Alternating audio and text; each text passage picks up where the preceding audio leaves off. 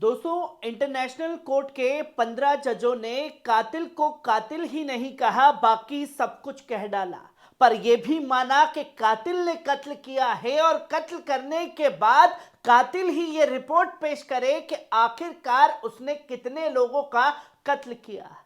International court के फैसले के बाद जब नरसंहार हुआ है गजा के अंदर, यह मान लिया गया तो दोषी क्यों नहीं ठहराया गया, कोई सख्त फैसला क्यों नहीं लिया गया, ये तमाम चीजों पर सवाल जो है वो उठते रहेंगे। पर सवालों के बीच में सबसे ज्यादा चर्चा का केंद्र बना साउथ अफ्रीका, जहां उसने दुनिया भर के अमन पसंद लोगों का दिल जीत लिया।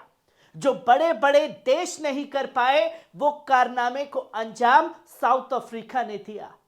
जहां साउथ अफ्रीका के इस कदम को दुनिया सलाम कर रही है और बता रही है, अमेरिका हो चाहे भारत हो, वो बड़े बड़े देश जो इस जंग में खुल करके इजराइल के साथ भी खड़े हैं, तो कुछ ऐसे भी देश हैं जो ना तो दिखा रहे हैं कि भाई इजराइल जो कर रहा है वो गलत कर रहा है, ऐसा नहीं होना चाहिए,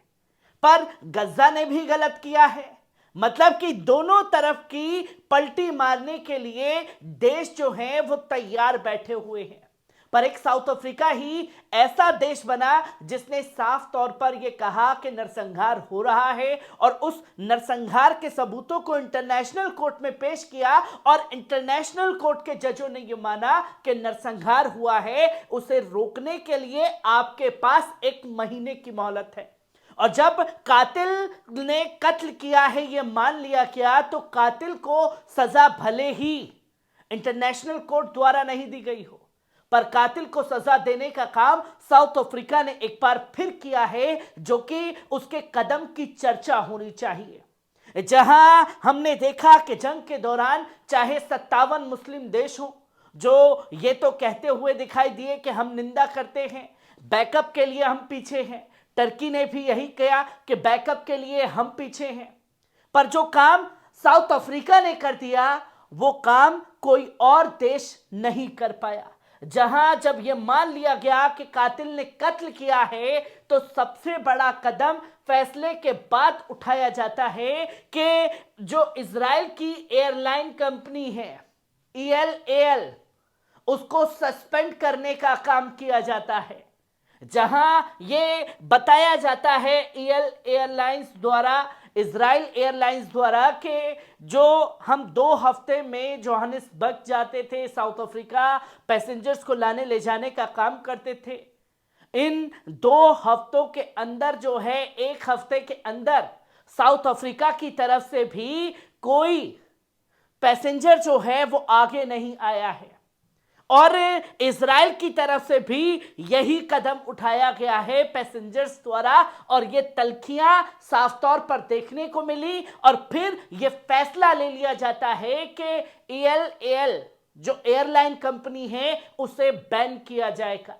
एक और बड़ा कदम जो है वो उठाया जाता है साउथ अफ्रीका द्वारा, जो कि तस्वीर लोगों के सामने है।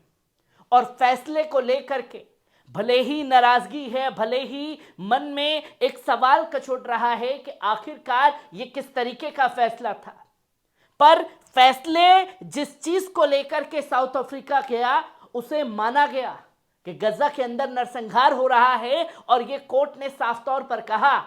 और जब ये बात साउथ अफ्रीका की मानी गई तो साउथ अफ्रीका की पार्लियामेंट के अंदर जो है इसे सेलिब्रेट भी किया गया। यह साउथ अफ्रीका की यकीनन बड़ी जीत है। जो उसने कारनामा कर दिखाया है वो किसी और देश के बस की नहीं थी, इसलिए वो अभी तक बगले झांकते हुए दिखाई दिए। और ये रिपोर्ट सामने आती है कि साउथ अफ्रीका सेलिब्रेट कर रहा है जो वर्ल्ड कोर्ट इशू उठाया गया और इजरायली ऑर्डर पर यह माना गया, साउथ अफ्रीका के ऑर्डर पर यह माना गया कि गजा यानी कि फलस्तीन के अंदर जो है वो नरसंहार हो रहा है और यही बड़ी जीत का जो है जश्न मनाया जाता है। और वही बात की जाती है साउथ अफ्रीका के राष्ट्रपति रामापोसा जो साफ तौर पर इस फैसले के बाद कहते हैं कि भले ही फैसला जो है वो एक तरफ से ये माना गया कि नरसंहार हुआ, पर हम यहीं रुकने वाले नहीं हैं। हम हर मोर्चे पर इजराइल ही कातिल है, कत्ल किया है बेंजामिन नेतन्याहू ने, ये हर जगह साबित करके रहेंगे और हर एक कोशिश जो है वो करते रहेंगे, क्योंकि हम मजलूम फलस्तीन के लोगों के साथ खड़े हुए।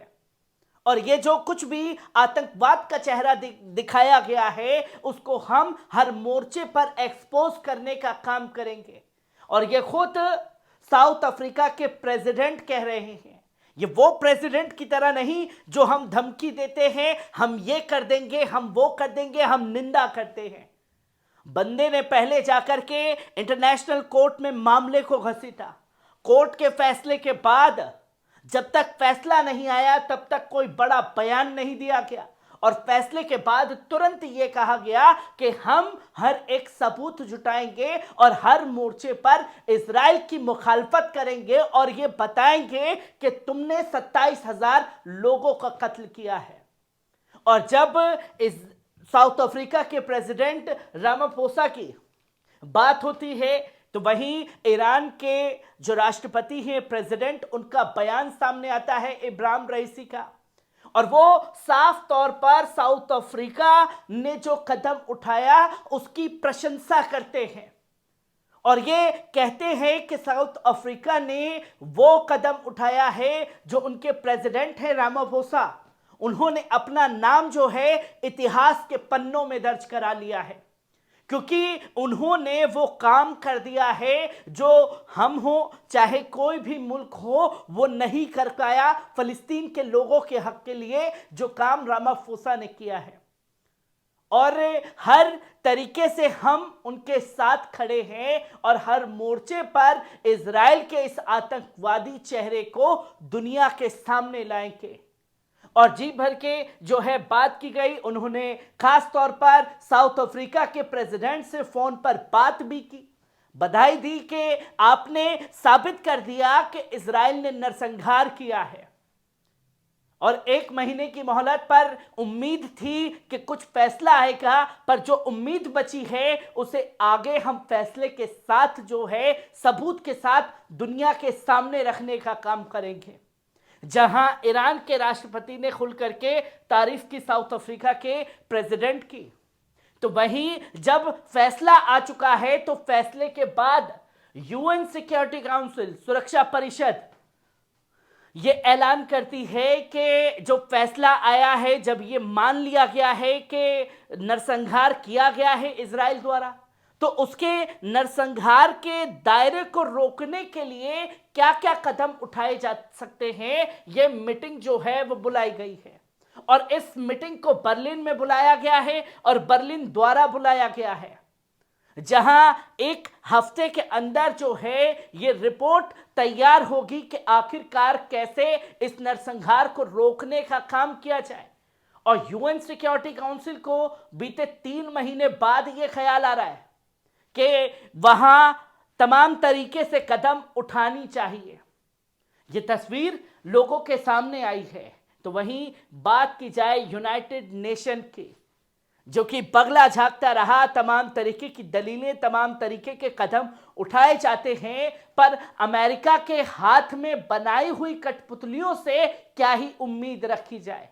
पर यहां सामने आकर के जनरल सेक्रेटरी एंटोनियो गुतारेस ने इंटरनेशनल कोर्ट के फैसले का स्वागत किया और यह कहा कि नरसंहार इजराइल द्वारा हुआ है, और यह सिर्फ इजराइल द्वारा नहीं किया गया है बल्कि उन तमाम पार्टीज द्वारा किया गया है जो इस जंग में इजराइल के साथ कंधे से कंधा मिला करके खड़ी है,